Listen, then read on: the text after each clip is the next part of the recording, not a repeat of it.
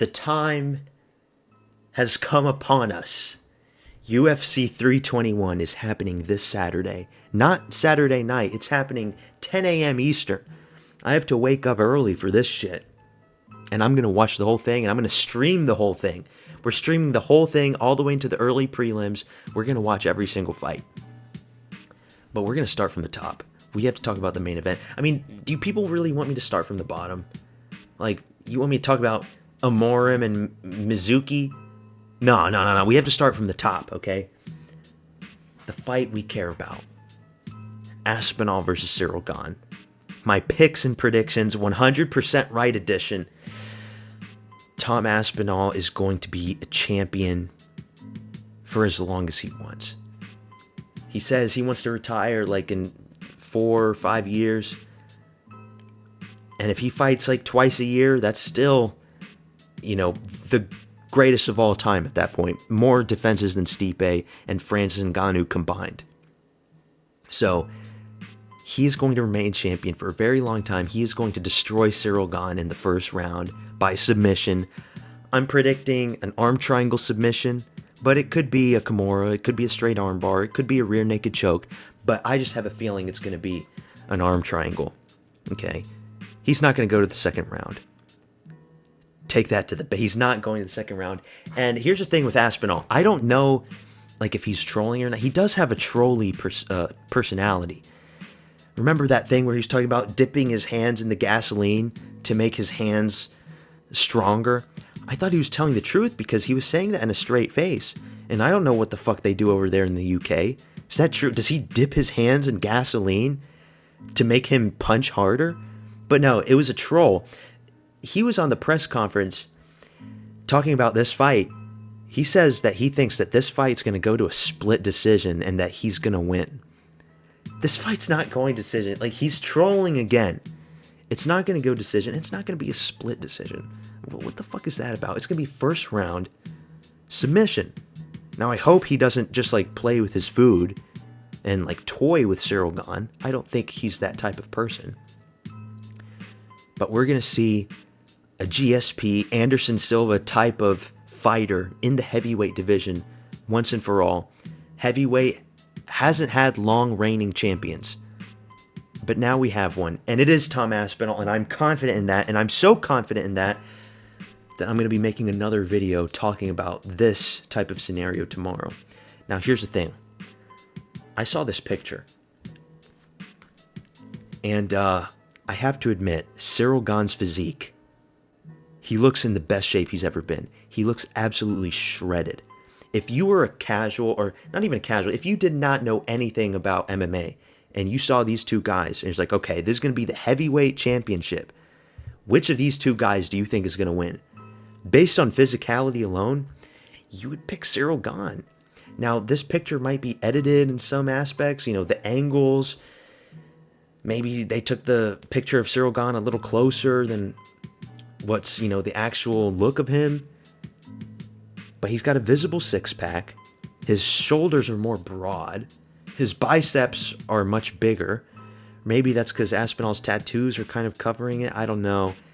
He looks in better shape than Aspinall. Now, we know that Aspinall, he's got a little more belly fat.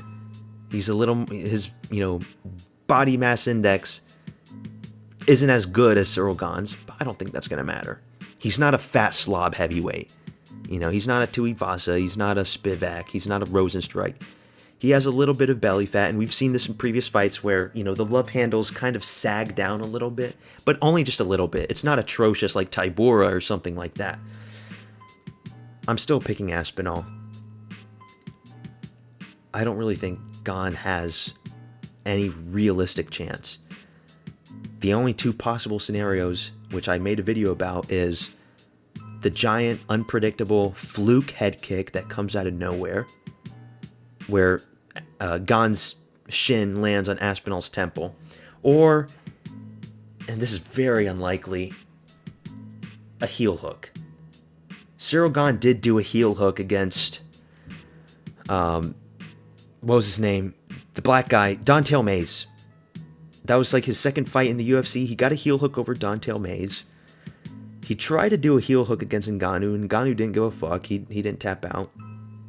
He tries to do these panic heel hooks. If it's a panic heel hook, I don't think he's going to get it.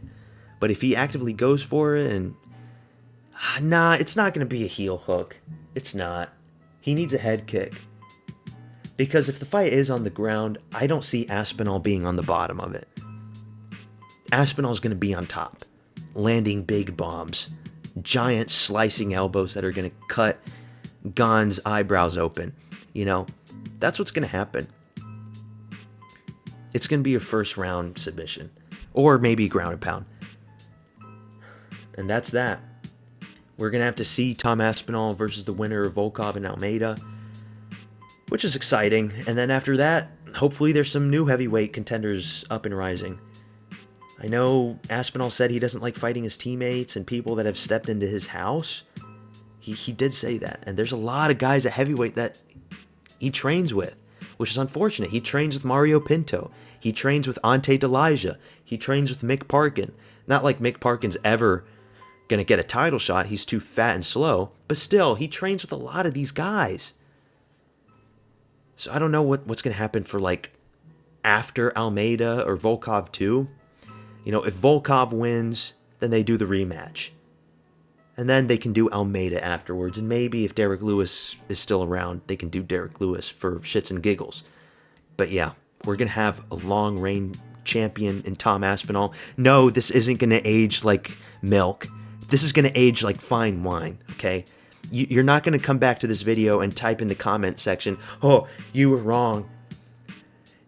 Aspinall just got knocked out by Cyril. It's not going to happen. Cyril Gane has pillows for fists. How many shots did he take to put down Sergey Spivak for Cyril Gane? Like 50 shots when Spivak was up against the cage. Tom Aspinall just needs one elbow to drop Spivak, and then it's over.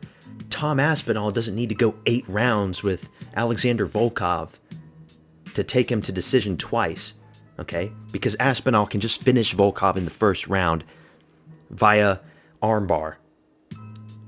That's enough, okay? We're done with this fight. Cyril Gane's not going to win, and Cyril Gane gets another undeserving title shot.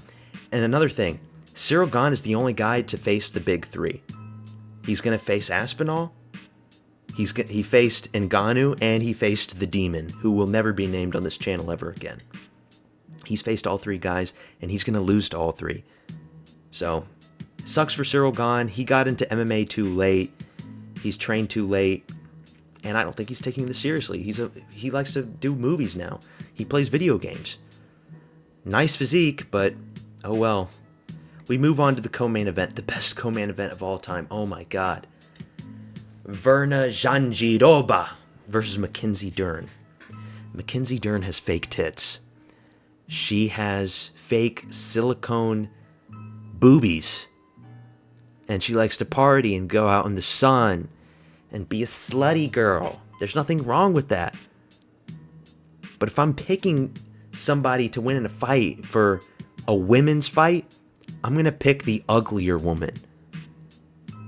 And I'm not super sexually attracted to Mackenzie Dern. I'll be honest, I'm not. She's not really my type. She's got the fake eyelashes, the lip. I don't like fake tits all that much, to be honest. She's got a nice ass. I'll give her that. She's got a nice ass.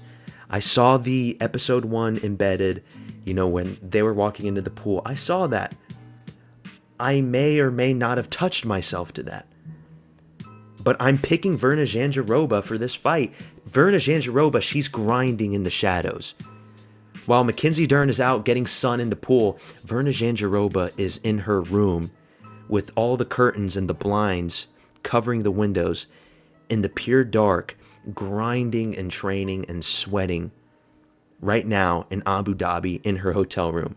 Virna Jandiroba, será campeão Virna Jandiroba, Mackenzie Dern, etarere porra. That's what she's saying to herself in the mirror right now, getting her lines rehearsed. She's doing rituals and curses right now. Does she not look like a witch? She's got that phenotype where she's not a woman you want to fuck with, okay? What's Mackenzie Dern doing? She's probably scrolling on her phone or some shit. Virna Jandiroba, I don't care that she's 37. She's got slightly better reach, A little shorter. I'm picking her to win. I'm picking the ugly woman to win. When in doubt, pick the ugly woman. And Mackenzie Dern's the favorite. It's scary because I usually go with the favorite for women's fights. But something tells me to pick Jandiroba. Mackenzie Dern, I've seen her get tossed around so much by Jessica Andrade. She got knocked down and knocked out by her. I'm looking at some of these fights that she's had and just, I can't pick her. I can't, okay? So I'm going with Jandiroba. And I mean, also, like, getting the implants, like, if you get punched in the tit when you have, like, that silicone implant in you, I don't know what that feels like because I don't have fake tits. Newsflash, my tits are real. But if you get punched by that, it's gotta hurt, right? Like feeling the implant brush up against like your bone or your muscle or whatever when your tit gets punched, that's gotta feel painful, I would think. So, very big combat disadvantage for Mackenzie Dern getting those fake boobs. Doesn't Tracy Cortez also have fake tits? Or is it just the fake eyelash? She's got like fake something. I know she's got fake eyelash. Maybe she's got lip filler. I don't know. I don't rate women that get like fake stuff all that highly in mixed martial arts. Verna Jandiroba, hey, you can hate on her appearance and stuff. She's natural, okay? Verna Jandiroba, that is a natural woman. So we're going to move on. I'm picking Verna. Next fight. I'm curious about this fight. We got Umar Nurmagomedov versus Mario Batista. A month or two ago when this fight was announced, I wanted to pick Mario Batista. I really did. But I can't. That win that he had over Patchy Mix, I'm going to consider that fight null and void. Nobody cares that fight happened. That win did nothing for Mario Batista's record. Patchy Mix loses to that Polish guy, Jakub Wicklaj, or whatever his name is. And then the fight before that, the Jose Aldo fight, where it was disgraceful. Absolutely disgraceful. Jose Aldo, an old man at that point, if Umar is in that same position, Mario Batista's going to lose. Okay?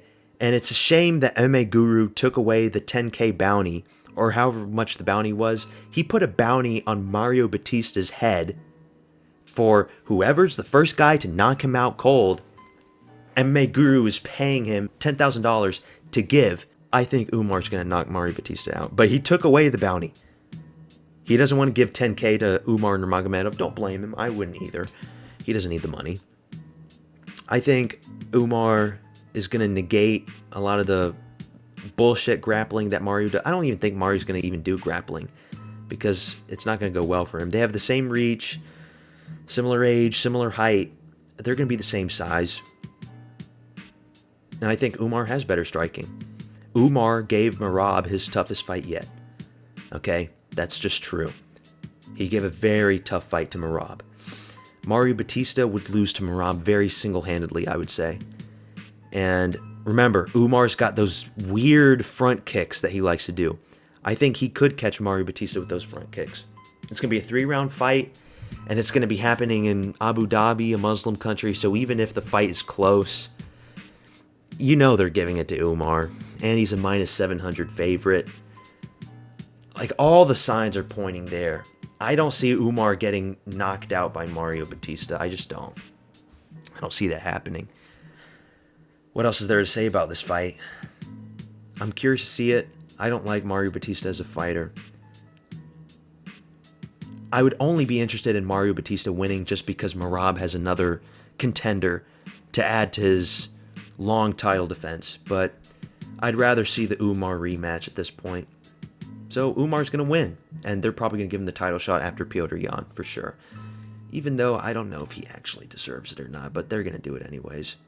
Now this fight, Alexander Rakic versus Azamat Murzakanov. This fight, out of all the fights in the card, this is the one that I've been going back and forth in my head. I really don't know. Now I am picking someone. This is the hardest fight to pick on the card. Last week, we had another Azamat that fought. Azamat Bakoyev. He fought Yusri Belgouri, who was 6'6", the tallest middleweight in the sport's history. There's never been a 6'6" middleweight, I'm pretty sure. Azamat Bakoyev is only 6 foot, so it was a 6-inch height disadvantage for Bakoyev. This is a similar fight. Alexander Rakic, legit 6'4". Azamat Murzakanov is 5'10". Same thing, 6-inch height disadvantage for Azamat. Both Azamats had a 6-inch height disadvantage. Bakoyev, we're not going to talk about Bakoyev. He couldn't land on Yusri. I think Azamat can land on Rakic, but it is going to be hard closing that distance. And we're throwing these punches, these overhands. It's a 50-50 shot, you know. A lot of the time you're going to miss them. And he's a southpaw, so he does have that deadly overhand left. I think he could catch Rakic on the chin. Rakic is on a 3-fight losing streak. He hasn't won since like 2022 or 2021 or whatever. Now, granted, he lost to Blachowicz. It was the injury, that leg kick that fucked up his knee or whatever. He loses to Yuri, and he was doing damage against Yuri. And then he loses to Ankalaev in a 3-round fight. I wanted to pick Rakic, and I originally was going to pick Rakic, but Murzakonov's undefeated, man. He's undefeated for a reason. We've seen him face up against tall guys before. He did face Dustin Jacoby, and he didn't look great in that fight because I think his arm was broken or something, but he knocked down Dustin Jacoby multiple times. It was flash knockdowns, but still, I think he will knock down Alexander Rakic. I think that is going to happen. I mean, the reach, that's the bad thing. The reach, but he is fast. Azamat Murzakanov is fast. He's had some controversies with like some drug testing stuff. He was on drugs. And see, when I say it out loud, like I do want to pick Rakic the more I think about it, but then I always go back down to, well, Rakic, when he's fighting, he likes to jump up and down, and I can just see him getting caught with a left overhand on the chin, and he's like falling back. Similar to Tai Tuivasa knocking down Cyril Gane, but happening much faster. Like I could see that, and he's up against the cage, and his ass is on the ground, and Azamat just like finishes him.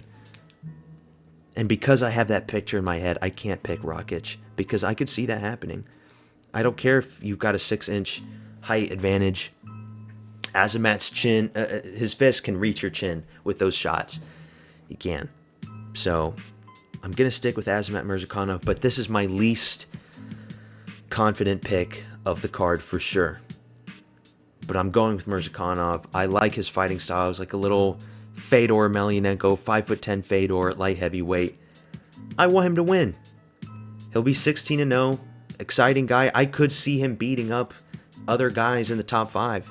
I could see him beating up Khalil Roundtree very easily. I could see him destroying Khalil Roundtree. He could destroy Jamal Hill. Probably not Yuri. But maybe you get a fluke KO. Yuri does leave his head out. So, but it's Yuri. I'm not picking anybody to beat Yuri unless it's Alex Pereira. This fight I'm excited for.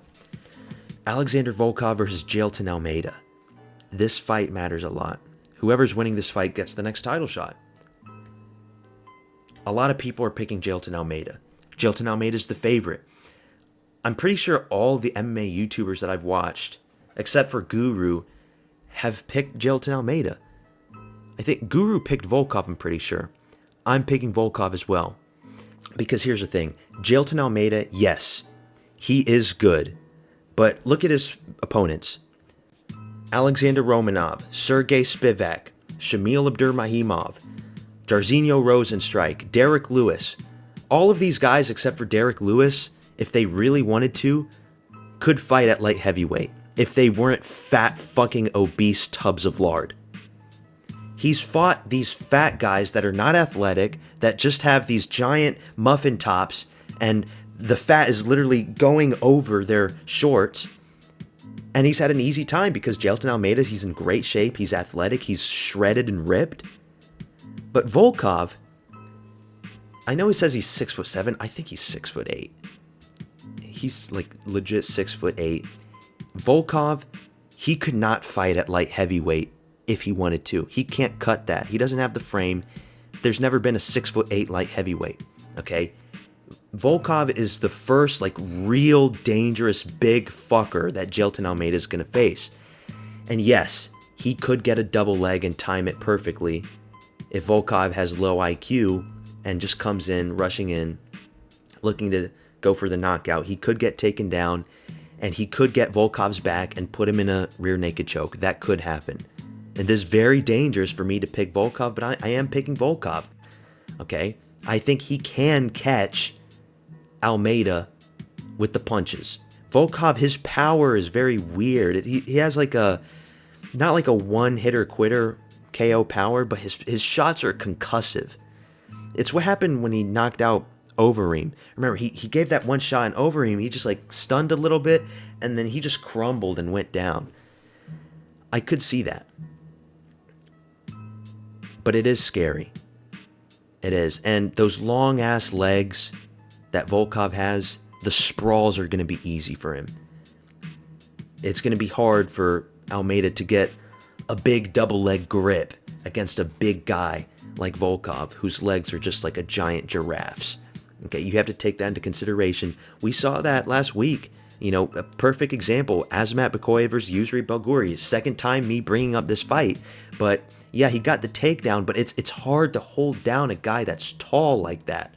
Because, like, I'm saying this, and yes, Aspinall had a very easy time taking down Volkov. But Aspinall is bigger, stronger, has much more physicality than Jailton Almeida. I hope you understand that, you know? When I'm saying it's hard to take down a tall guy, I'm saying it in the perspective of Jailton Almeida. We haven't seen this before from him. He's taken down a lot of other guys, but he's smaller than Aspinall. In size, in musculature, in weight. He's 235 pounds. Aspinall's like, what, 260, 255? So it does matter. It does. Volkov, we're going to see in the weigh-ins. I hope he becomes Swolkov. We've seen Swolkov before maxing out at 265. Please max out at 265. I think it's going to be a good decision if he maxes out at 265. Don't come in at 254. Just get the extra 10 pounds. It's fine. People say that, oh, well, you know, the taller you are, the easier it is to bring down. Some wrestlers say that, but then other grapplers say the opposite. I'm in the camp that it's actually harder to bring down a guy that's tall and big. It's hard to keep them down there. And it's going to be easier for Volkov to get back up if he's up against the cage and he's on his knees. And I think he can explode on the ground if Almeida's on top of him. And if Almeida's on top of him in full mount, I don't think that's going to be the end of the world. He was on top of Derek Lewis for full mount for like every single round, and he did nothing with it. He was dominating Curtis Blades in the first round, and he did nothing with it. You have to do damage to win. And I mean, Romanov, again, he was a fat ass. Spivak, he was losing to Spivak for a little while, and then, like, I don't know what happened to Spivak. They were up in the feet, and Jailton Almeida caught Spivak with some punches that didn't even look like they landed flush, but apparently it stunned Spivak. I don't see that happening in this fight. If they're up on the feet and Almeida's trying to throw punches, he's not going to knock Volkov out. No, Volkov's going to knock out Almeida out if they're on the feet. This has to be a fight where Almeida is 100% going for takedowns and grappling. And I think Volkov's just going to be too big to manhandle. I think Almeida finally is going to meet his match, and he's going to get knocked out in the second round by Alexander Volkov with some big punches up against the cage. So that's what I'm going with. I hope he wins. He deserves to win, and then we're going to see the rematch with Aspinall, which will be exciting. I think Volkov will go into that fight very differently than he did in the first. So I hope he wins. I don't want to see Almeida win. I don't want to see Almeida get the next title shot. I really don't want to see that one. So we move on. So that's the main card. We go on to the prelims. Nasrat Haqparast versus Quillan Salkilde. Pick'em fight. I think a lot of people are picking Nasrat Haqparast just because he barely beat Esteban Ribovic. And yeah, Esteban Ribovic is decent, but he's not an elite striker. Not saying Quillan Salkilde's elite. Okay, but I am picking Quillen Salkilld. Now, his first fight in the UFC, I think he fought in the Contender Series as well, but he fought Anshul Jabli, the great Hindutva Brahmin super soldier himself, lost to Quillen Salkilld. Now, that's saying a lot. Okay, if you beat Anshul Jabli, dude, Anshul Jabli, he beat Jeka Sarij. So, we gotta put a lot of weight on that win. And then he beat that guy from Israel, Yanal Ashmuz, I think his name was. And that was a good fight. Who has Nasrat Haqparast lost to? Remember, he lost to Bobby Green and Dan Hooker. Long, rangy strikers for lightweight. Quillen Salkilld has the striker build. He's 6 foot. He's got long arms. He's got the reach advantage. He's younger. Not it's going to matter all that much. I am worried a little bit about the grappling, but I think, Quillen Salkilld did a good job in his last fight, negating the grappling. He survived the grappling. Wait, what? Is this right? Takedown? No, this can't be right. 0. This got to be reversed. An 8.41 takedown. I can't trust this bullshit, man. I can't trust these stats. I'm going with Quillen Salkilld to knock out Nasrat Haqparast in the 3rd round.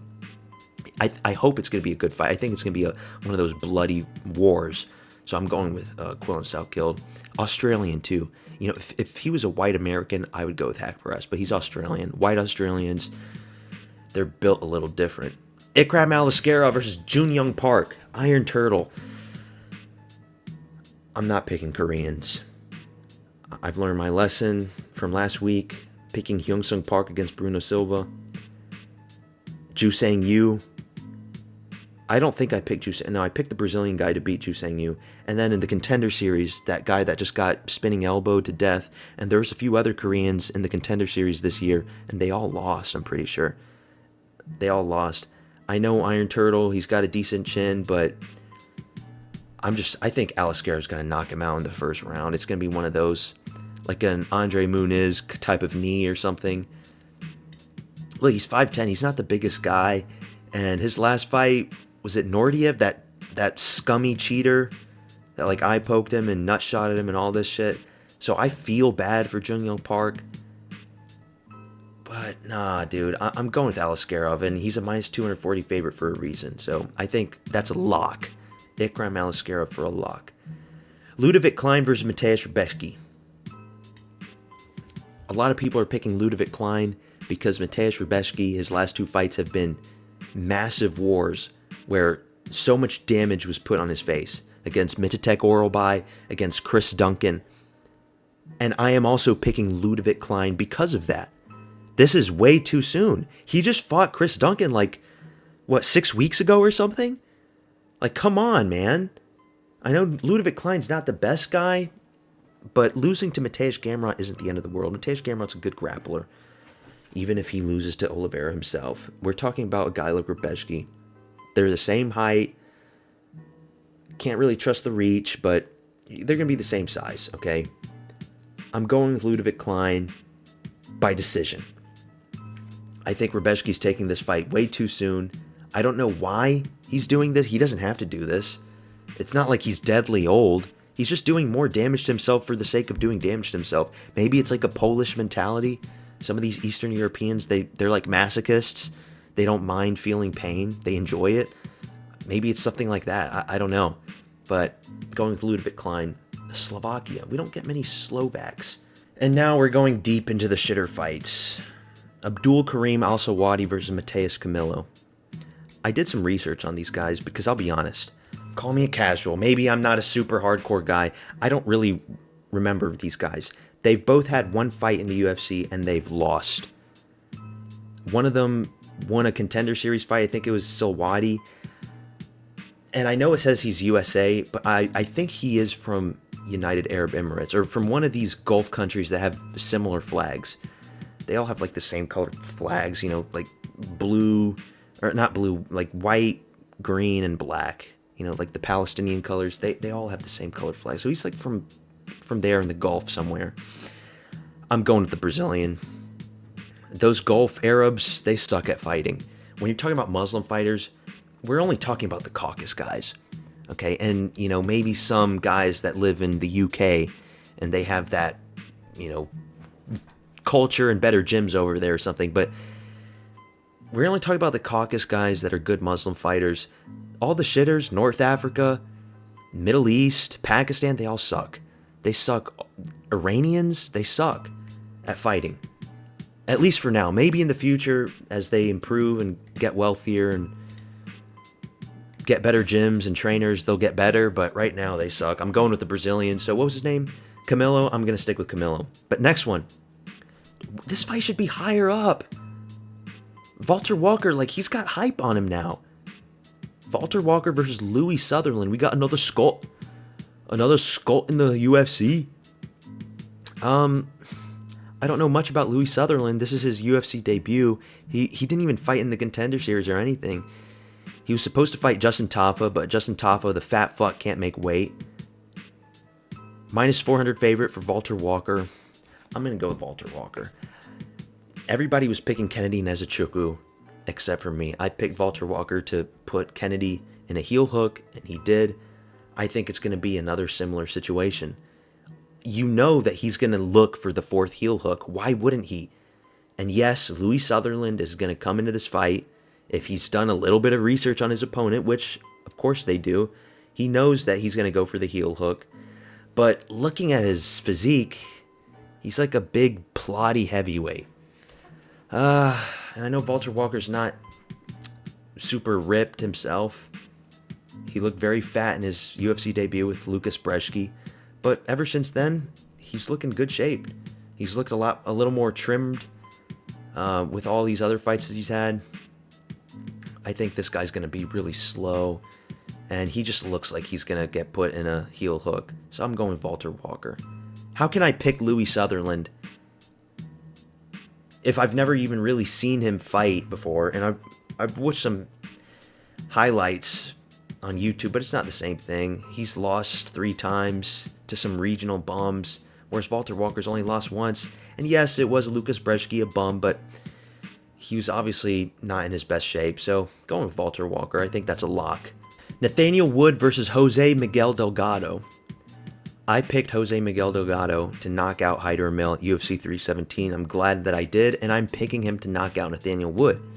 Nathaniel Wood, he's a decision merchant. All of his fights just by decision.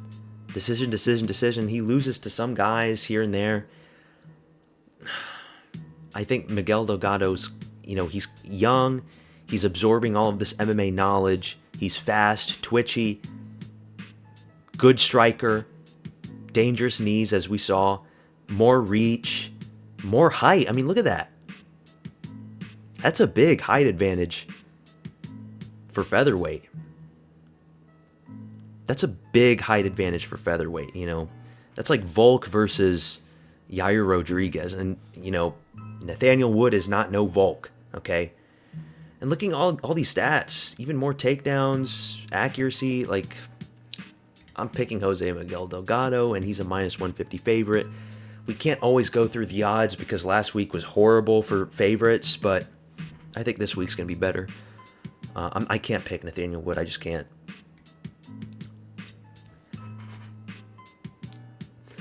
I've made 2 videos on this fight. We will be watching this fight. We will be watching Hamdi Abdul-Wahab versus Chris Barnett. The Clash of the Titans matchup. The fight that we have all been waiting for, that we've been begging for from Dana and Hunter and all the UFC matchmakers. It is happening, and we will be watching this. We will be indulging in jubilation, watching Hamdi all-you-can-eat Abdul-Wahab with his super shawarma punches up against Chris Corn Syrup Barnett and his fat Imanari rolls and his spinning wheel kicks. Now, who do I want to win and who am I picking to win? I desperately want, I desperately need Chris Barnett to win this fight. I would love nothing more than to see one big, giant, obese, spinning wheel kick that knocks Hamdi the Hammer out fucking cold. But we pick guys who we think are going to win. And I think Hamdi's going to win. I can't count on the spinning wheel kick because that's all he's got. He's 5'9" as a heavyweight. Dude, come on. Like, you're not a DC, and even DC is taller than him. Even DC's bigger. DC's 5'11", okay? You're 5'9", and you're that fucking fat, and you injure your leg and rip your Achilles tendon and all that against Kedines Chukwu when you're celebrating, and you're 39. Can you do the spinning shit anymore? Maybe you can do 1 or 2 spinning kicks, but at this point, you're going to gas out. And Hamdi, he beat Jamal Pogues, okay? Jamal Pogues, he's a marauder. That's what I'm saying. And he got robbed from Muhammad Usman. That fight could have gone either way. I'm just going to stick with Hamdi Abdul Wahab in all seriousness. Minus 400 favorite.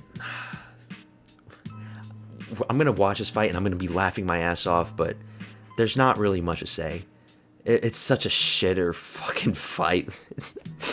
But we got to get through it. Azat Maxim versus Mitch Raposo. Mitch Raposo hasn't won in the UFC. Azat Maxim has lost his last 2 fights. And he's 5'5".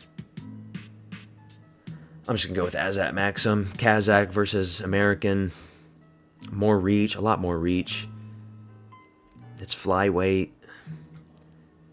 I'm going to pick the Kazakh over the American. Both these guys are very shitters. Very boring. Not to say anything about them. And then the last fight, Jacqueline Amorim versus Mizuki. Mizuki hasn't fought in like 2 years, and we don't see many Japanese girls. Now, she is cute. I like Mizuki. She's like, cutie, wifey material type of phenotype. Jacqueline Amorim, though, minus 500 favorite, Brazilian woman. Brazil, I think, has a better fighting culture than Japan does in terms of MMA. Plus, like I said before, we don't see many Japanese women, so she's probably not getting the best advice and best coaching, and she's mediocre, let's be honest. So I'm just going to stick with Jacqueline Amorim, and that's it. That's UFC 321. I'm excited for UFC 321 more than I am for 320, and more than I am for 322. I am excited for JDM and Islam, but this card is looking really, really nice, except for the co-main event, of course. I am excited for Volkov. Excited for this fight a lot. We've got some good fights, man. Ikram Aliskerov.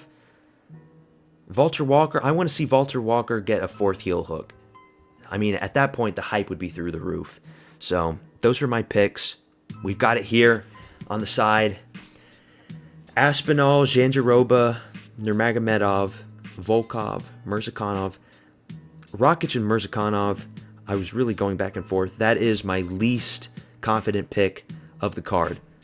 Alexander Rakic versus Azamat Mirzakhanov. I'm hyped up for that fight, just to see who wins. We got Quillen Salkilld, Aliskerov, Klein, Camillo, Walker, Delgado, Abdul Wahab, Maxim, and Amorim. That's UFC 321.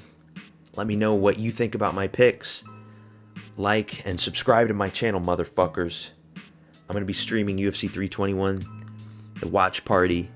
It's going to be great. We're going to do every single fight because it's starting early. It's starting at 10 a.m. Eastern. So be there, tune in, say hi. You don't have to tune in for the whole thing. Just say hi, drop in the chat, and I'll see you then. Peace out.